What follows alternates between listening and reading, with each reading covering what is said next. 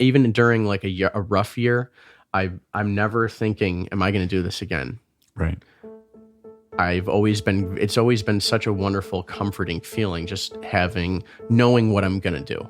Yeah. And for a variety of reasons that have kind of, I guess culminated to this moment now, I'm just starting to question things a little bit, more so than I have in the past. Any teacher will tell you that they have such highs and lows throughout the week. Right. Everyone probably questions themselves at least once a week. And it's on Tuesday. And it's a designated day. Everyone's like, yeah, today's the day we're all going to collectively. Yeah. I mean, the level of certainty by Friday, I think, is, people by Friday evening, I think you're sort of like, oh, yeah, what was I worried about? What was I worried about? Right. Like, This is great. You get to shut the lights off in your classroom.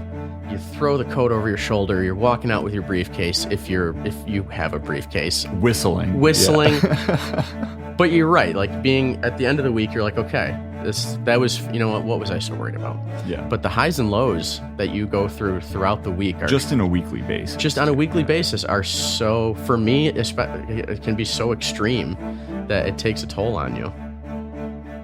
In this week's episode of Professional Development, the New York City Teacher Podcast, I'm joined by Jack, a friend and colleague who teaches computer science. We discuss sources of teacher burnout, as well as sources of teacher inspiration, two forces constantly opposing one another.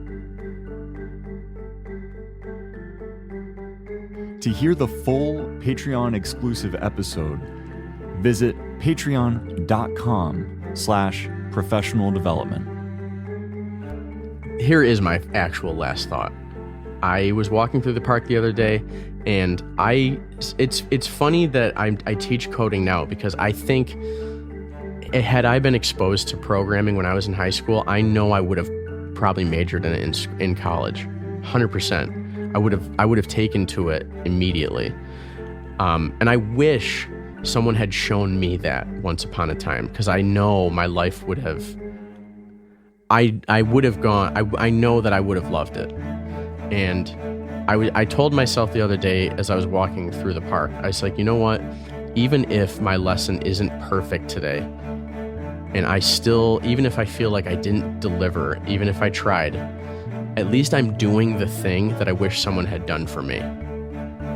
I'm showing them the thing that I wish someone had taught me once upon a time. And again, if you're feeling, I guess, defeated, just know that you're doing that for at least one person in the room.